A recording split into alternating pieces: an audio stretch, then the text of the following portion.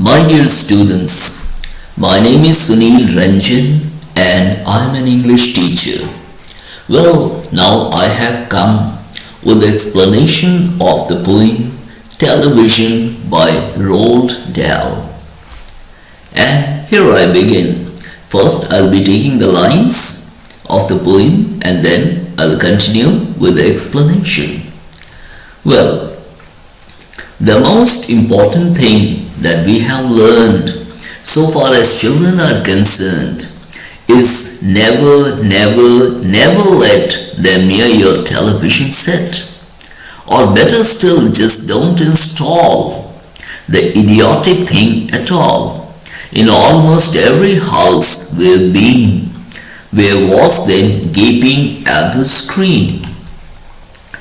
Now, from his experience, the poet has learned that children should not be allowed to get close to television, the modern day idiot box. He goes on to say that families should not have it in their homes at all, as children waste most of their time watching the different shows on the television screen.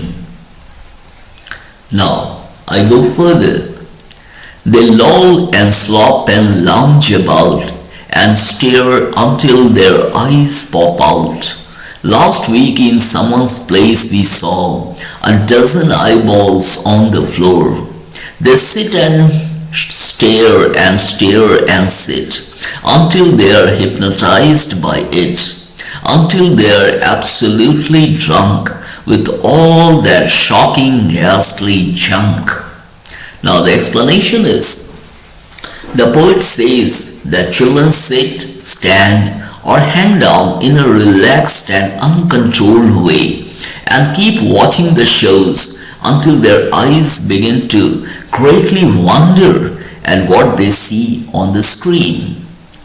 Last week only, the poet had seen children sitting on the floor and watching the show in such a manner as if they were hypnotized and seemed to have had every bit of the show in them.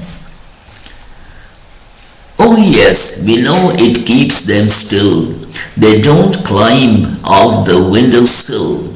They never fight or kick or punch. They leave you free to cook the lunch and wash the dishes in the sink.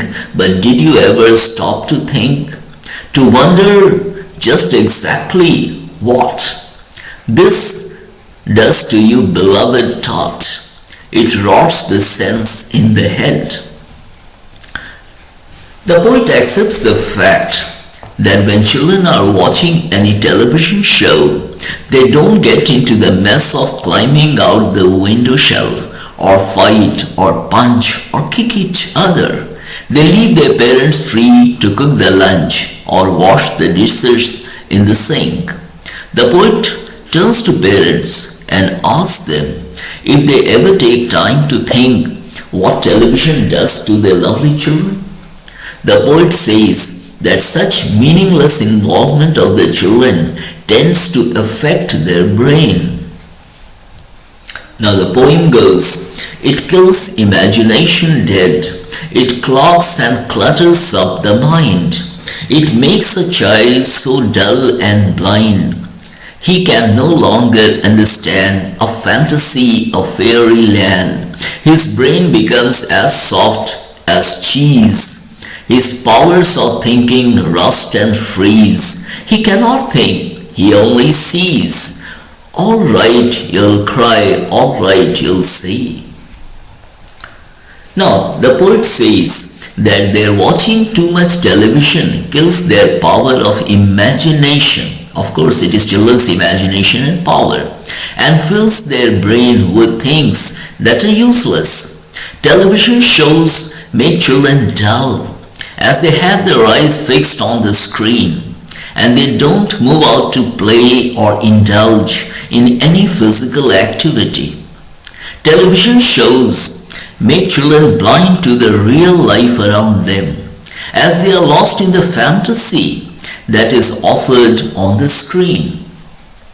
They don't understand that what they keep watching for a long time is sheer fantasy and have nothing to do with the real world. Their brain becomes still and inactive like cheese, and their power of thinking loses its shine and gets stuck somewhere. Now, the poem goes further. But if we take the set away, what shall we do to entertain our darling children? Please explain. We'll answer this by asking you what use the darling wants to do. How used they keep themselves contented before this monster was invented? Have you forgotten? Don't you know?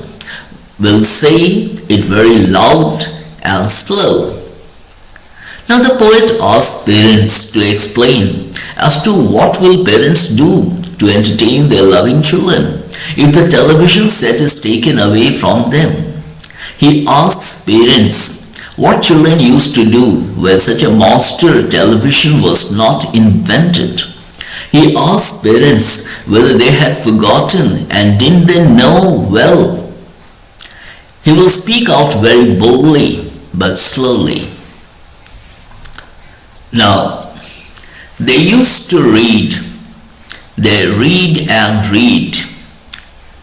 And read and read and then proceed to read some more. Great Scott, gazooks! One half their lives was reading books. The nursery shelves held books galore.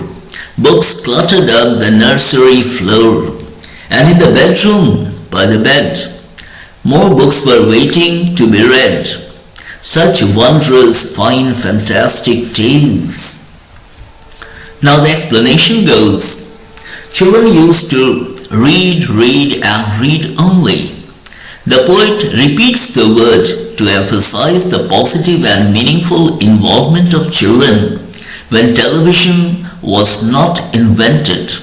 The poet uses the English exclamations Great Scots and gazooks to express how well children spent their time earlier. On their nursery shelves were books. In their bedroom they had books, and there were many more books that they had to read later. Those books were full of wonderful stories of dragons, gypsies, queens and whales, and treacherous isles and distant shores, where smugglers rowed with muffled oars, and pirates wearing purple pants, and sailing ships and elephants, and cannibals crouching round the pot, stirring away at something hot. It smells so good, what can it be? Now, children used to read about dragons, gypsies, queens, whales, the treasure islands, pirates, sailing ships, elephants, the wild people who moved around, and they moved around some burning pot and stirring the human flesh inside. They were cannibals. The poet shows his sense of humor when he says that the smell of the thing being cooked smells so good. So, the poet here is laughing. Now, we move ahead. Good gracious, it's Penelope. The younger one had Beatrix Potter with Mr. Todd, the dirty rotter and squirrel, Nutkin, Pigling Bland, and Mrs. Tiggy Winkle, and just how the camel got his hump and how the monkey lost his rump. And Mr. Toad, and bless my soul, there's Mr. Rat and Mr. Mole. Oh, books, what books they used to know, those children living long ago. So please, oh please, we beg, we pray.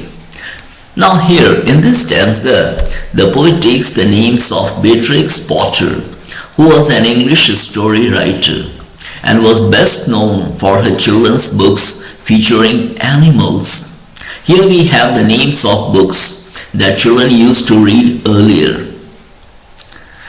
The poet finally prays to parents to throw their TV sets away.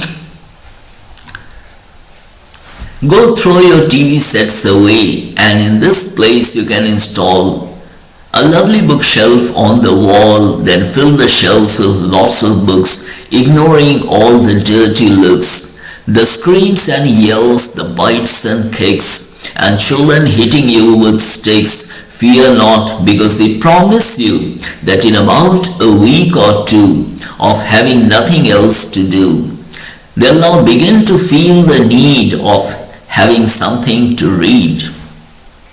Now here, the explanation is, having come so far, the poet, along with other persons like him, prays to parents to go and throw their TV sets away, and in their place have lovely bookshelves on the wall and fill them with lots of books, no matter whether scream and yell, bite and kick or hit them. Means no matter their children scream and yell, bite and kick or hit them. The poet seems to be in a great mood here, blasting with humor.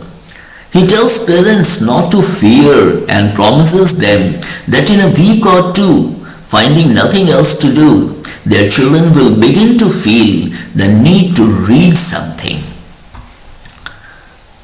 Well, now we move on further, and the lines go, and once they start, oh boy, you watch this slowly growing joy that fills their hearts. They'll grow so keen, they'll wonder what they'd ever seen in that ridiculous machine, that nauseating, foul and clean, repulsive television screen, and later, each and every kid will love you more for what you did.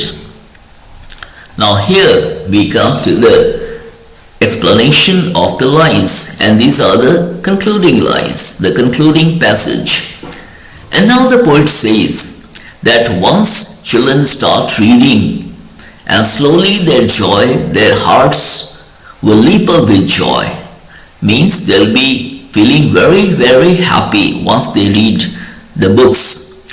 They will like reading books so much that they will wonder at what they had seen on the screen of the stupid machine, that is television, that is the idiot box, that bad and ugly television screen. Finally, the poet tells parents that the children will understand and love them more for what they had done for the children. So here I come to the end of the explanation, and dear students, I hope you have understood the poem, and well, it's a very interesting poem. So if you are keen on watching more and more, then I will suggest you to subscribe to my channel so that we continue to meet in the time to come. Enjoy. Thank you.